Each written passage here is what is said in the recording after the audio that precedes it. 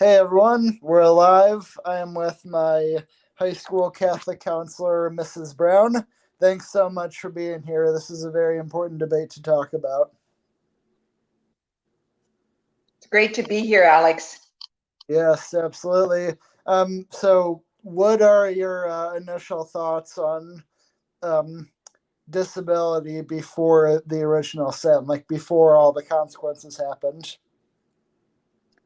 Um, well, I think I work in an environment where um, students with disabilities are viewed as students who have needs that are different than other people's needs, and and so I think that's always been kind of my posture, my thinking, and so I really truly believe in the value and sanctity of every single life.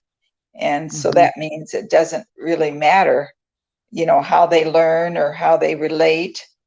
Um, they are life, and therefore they are to be respected and treated as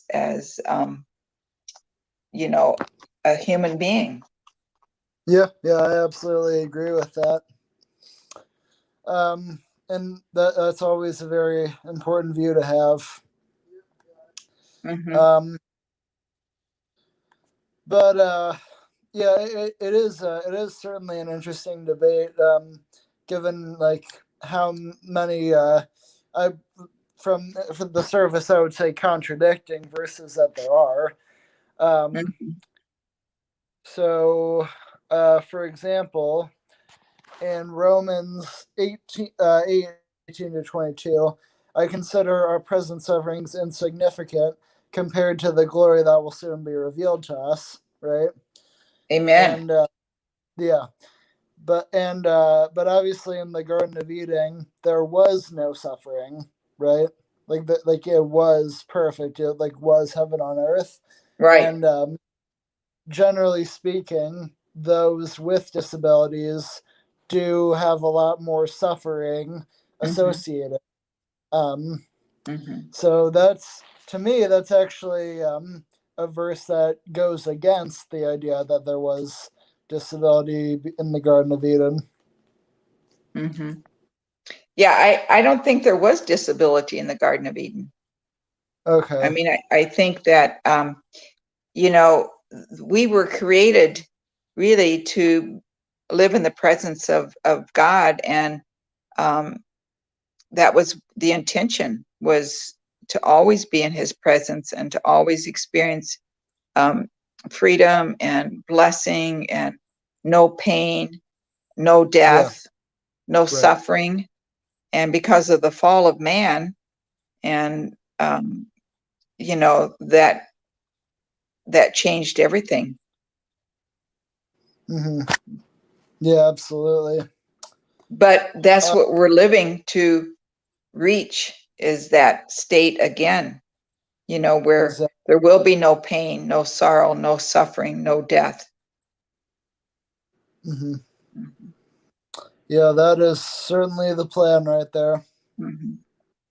But I think too, though, um, you mentioned that those with disabilities do have more suffering, and I think you're right. Um, but I think everybody has some suffering, and it manifests itself differently. But I do think those with disabilities do have more. I have a niece who was injured in an accident in high school and was wheelchair bound. And I remember the first few times going out with her into to like a mall or something like that. Um, Hmm. it was just it was interesting how people, when they would come up to her, they would start speaking very loudly because she was Oh in a man. wheelchair. They thought she had other disabilities, that she couldn't hear, and it was just kind of peculiar, how Yeah, they just that's kind of bizarre. lumped everything together, and assumed that. um, so I think a lot of times people with disabilities aren't credited with their strong suits, because I think, like for yourself, Alex, I think some of your strong suits are your wittiness and your quick thinking, and your ability to really reach out and have care and respect for everybody. And those are people who, maybe they don't have any disabilities physically, but they've got other kinds of disabilities. Yeah, exactly. And I think it's that idea that like different brains are not a bad thing. That I think that's like one of the reasons that there's kind of that other debate to this. Um, so let's actually take a quote that supports this. So it was John 9. This verse is John 9, verse 2 through 4. The disciples asked him, Rabbi, why was this man born blind? Was it because of his own sins or his parents' sins? And Jesus said it was not because of his sins or his parents' sins. This happened so the power of God could be seen in him. So it proves that sin did not cause disabilities, right? Correct. Mm-hmm. Correct. Yes. And that even kind of goes back to the story of Job. His friends tried to tell him, what have you done so horribly that you're being treated this way? He said, I didn't do anything. And in the end, the Lord vindicated Job, and and Job was right. It wasn't like he had done something horrible that warranted that. It was, so it's, you're right. I think that's I love that passage, Right, exactly. And, And he definitely was revolutionary in those yes, types of, yeah. yes, yeah, yeah. Whenever I'm experiencing any kind of suffering, I try to, and I've had minimal suffering in my life, but I try to ask the Lord to do in me what He wants to do through it. Bring good Mhm. from it. Yeah, definitely. Mm-hmm. Um, well, yeah, this is very interesting because like I'm going through these and there is, as I said, a lot of controversy with this. Mm-hmm. Uh, so like Deuteronomy, for example, it says, "Cursed is anyone who leads a blind person astray on the road." Mm-hmm. That's basically saying like, okay, yeah, this is like this is God's child as well, you Mm-hmm. know. Mm-hmm. Um, Exactly. yeah, Exactly. Yeah. And, one observation I would make too is, having gone on several mission trips to Mexico, right, where the people living in the dump are experiencing incredible suffering and incredible pain. And yet, I don't think I have ever seen a happier group of people who are yeah, just so joyful and love yeah, the Lord, and accept their situation. It's incredible. It's a real lesson to me. yeah. That is very true. Um, I think I think in general, the more money a country has, like the less happy it is, you know, because Hmm. money really does take away happiness because you Yeah. get so focused on the material things. When Mother Teresa made her first visit to the United States, she said, this is one of the poorest countries I've ever visited. And obviously, you know, she was coming from one of the poorest countries, from India, yet that's the kind of poverty she saw here was worse than the kind of poverty, physical poverty that she lived in. Here it was a spiritual poverty, you know. Uh, yeah. Yeah, definitely. Um, yeah, like I see these countries in Africa who have like nothing, but then like millions are coming to their worship sessions. It's just crazy. Yes, exactly. Exactly. Yeah. So true. But uh, but then we get to that passage in Romans where it's like, okay, well, sin entered the world, so death must occur, and like everyone who has sinned experiences Hmm. death. Um, Hmm. and I mean that has a lot to do with disability because the life expectancy is factually lower Hmm. than those without. So like, I mean, it kind of does say a lot that like the wages of sin is death. But Hmm. like we wouldn't have that in Eden. Like nobody would die in Eden. Hmm. Uh, Right. it's a yeah. And my computer just died, so I lost the direct quote. So I lost my train of thought there. But There was a uh, comment on here on the screen a little bit ago from a Sarah. yeah, Sarah says, "Hi Alex. I believe there was no disability before the fall either. However, we are fearfully and wonderfully made." Hmm. It's a great quote. Yeah.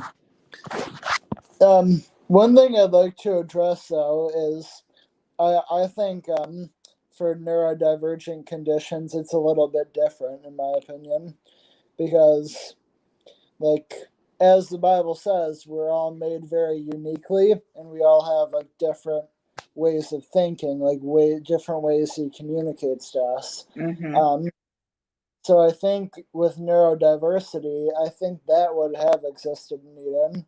I Hmm. just don't think it would have been any of the complications that came with it, you know? Hmm. Hmm. Because, like, there's that social awkwardness, there's that lack of eye contact, Right. there's that trouble understanding social cues. I Yeah. don't think I would have had any of those if I was in Eden, but I think I still would have like had autism, if that makes sense. Uh-huh. Yeah. I think if there was a wider range of acceptance of people's differences, you Right, know, yeah. and I think you're right, then those things wouldn't stand out, you know. Um, Mm-hmm. it would just it would be, everybody's style of communicating is would be seen as worthwhile, even though it may be different, or Right. everybody's style of having social contact, as long as it's appropriate, would be respected, and even though different. Yeah, yeah, absolutely. Um, I think the fall really emphasized the fact of like difference, like the inability to like differences. What Hmm. I mean by that is we ended up trusting other humans that resembled us instead of Hmm. trusting. So that way we unfortunately put ourselves into tribes, and Hmm. if you belong to that specific tribe, you weren't really accepted, and Hmm. that's today really. Um, Hmm.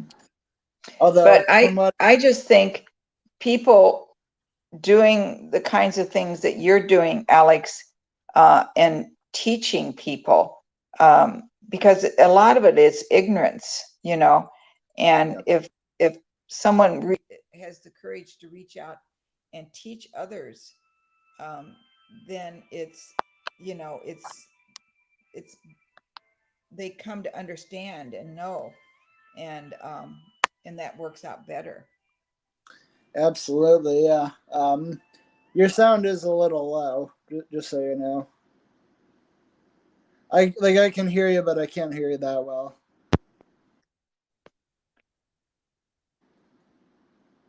Did I lose my sound? No, no, it's back. I could hear you. It was just a little lower. I hope the I think people I watching this lost will. my. Can you hear me, Alex? Yep, yep, I can hear you. I can't hear you anymore. Oh. Um, let me send you a message. A call came in and I sent a message to them. I don't know if that's what filed it up or what.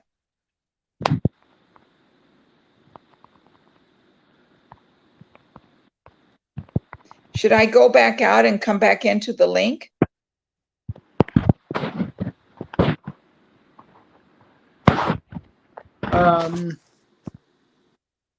No? Hmm.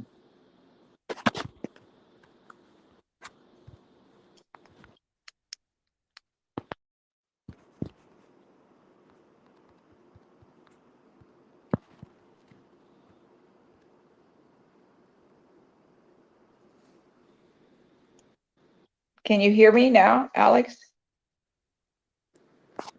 Yeah, I can hear you.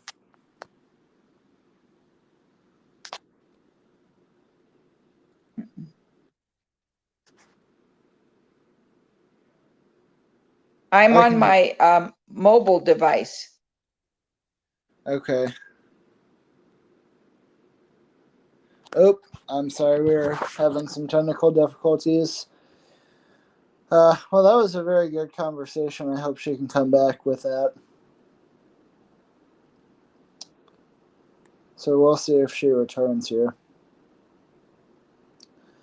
Well, if this is the end of the stream, I greatly enjoyed having her on. Oh, she's back. Okay. Okay, now I'm back. Hello. Okay. Hello, now I'm back. Okay, awesome. I was telling Great. everyone watching we were having a really great conversation, and I hope you Yeah. come. Yeah. Yeah, yeah. Um, I know about like teaching and like getting people out of that ignorance because yes, it's critical. yeah, and I do believe a lot of it's unintentional. I Yeah, think people are just confused. right. Yeah, Yeah, I think you're right. I don't think it's always malicious. I mean, I think sometimes it is yeah, malicious, but I think a lot of it is um, they've been raised um, in a way that doesn't allow them to um, think of anybody different than themselves, and right. they, and it's an ignorance piece, and uh, and I have great respect for those who are willing to, stand up and teach and say, let me tell you about this. Let me bring you to the Mm-hmm. other side here. Yeah, So you're not operating out of ignorance, um, because even if it is out of ignorance, it's still hurtful, you know? yeah, yeah, definitely. And so uh, education is critical. And Yeah, yeah, yes. one time it was before you were at the high school, we had this assembly where we brought in one who um, had students experience all these different kinds of learning disabilities, like with writing and with they had these special kind of glasses that uh, Really? forced the student to not see clearly, or to miss letters, or to have letters reversed. And so Oh, they simulated all these situations, and then all the students had to go through these different experiences, and it was really enlightening because they got so frustrated, and then they yeah, realized, wow, you know a lot of people experience this kind of frustration daily, you know 100%. Yeah, definitely. hmm Yeah, well, I know in my curriculum that they got, like in my future career, I don't know if this is allowed. But I mean, if it is, I'm gonna do it anyway. Really, I'm going to make it an effort to teach the kids about all forms of neurodiversity because that's where it's invisible. Like if you see a person in a wheelchair, the obvious response for a compassionate human being is to Right. be merciful. Let's say, "Hey, do you need anything?" Mm-hmm. But that's the case with invisible disabilities like autism, Mm-hmm. is we seem just fine. Like we're Right. walking, we're talking, we're being able to do everything we need to do, but there's so much going on that we need help with. Um, Uh-huh.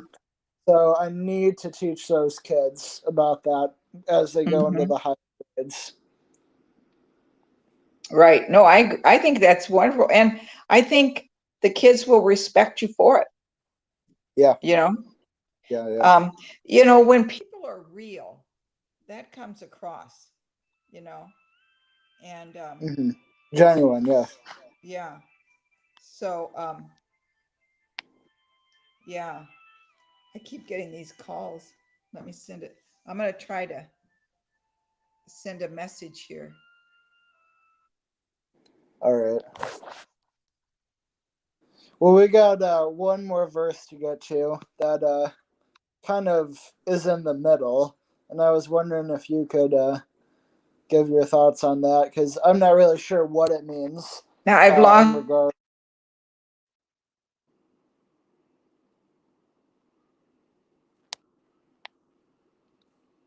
Oh, let's try this one more time.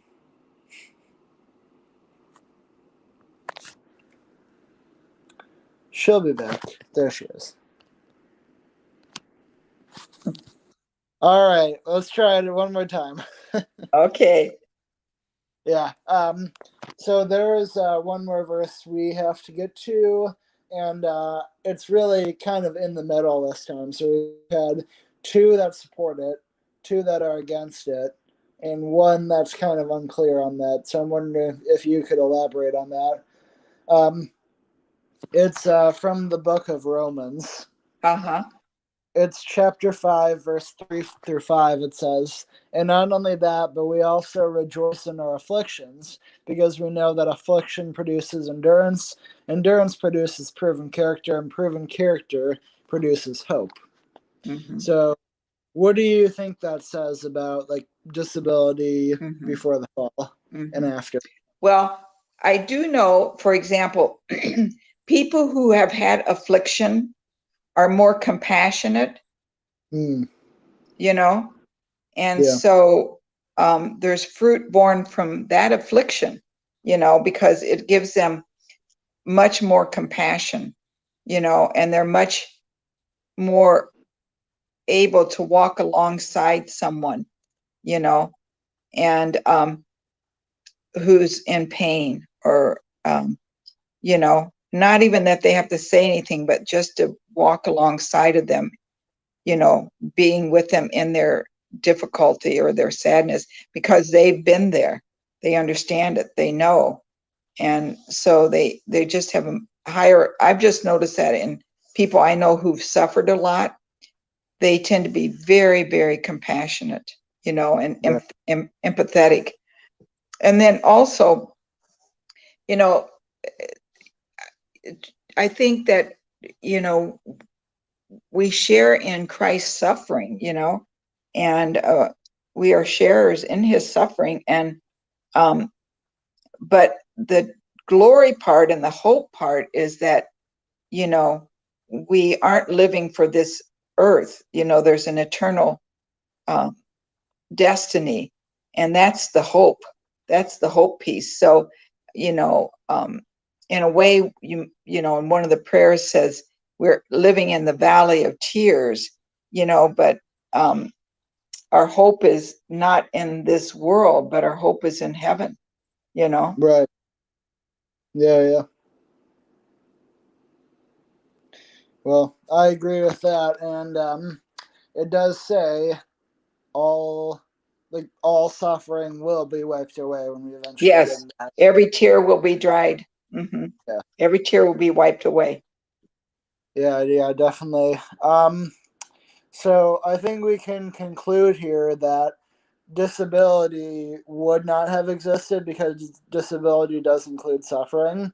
Hmm. Um, However, So I think the conclusion here is that neurodiversity would have, because, and we just would have accepted the way of thinking. Mm-hmm. Yeah, and we need to educate. Mm-hmm. Yeah. Yeah. Thank you, Alex. This was wonderful. Thank you so much, Miss Brown. I greatly appreciate you coming on. Oh, absolutely. I'm going to tell the school about it. Yeah, and I can share you the video if you want when it goes. Yeah, could you? That would be Yeah, great if you could share it, because I would love to share it with the folks down in the LRC. Yeah, that would be awesome. So thank you very much, Miss Brown. Okay, well, thank you, Alex. Good night. All right, yes, you too.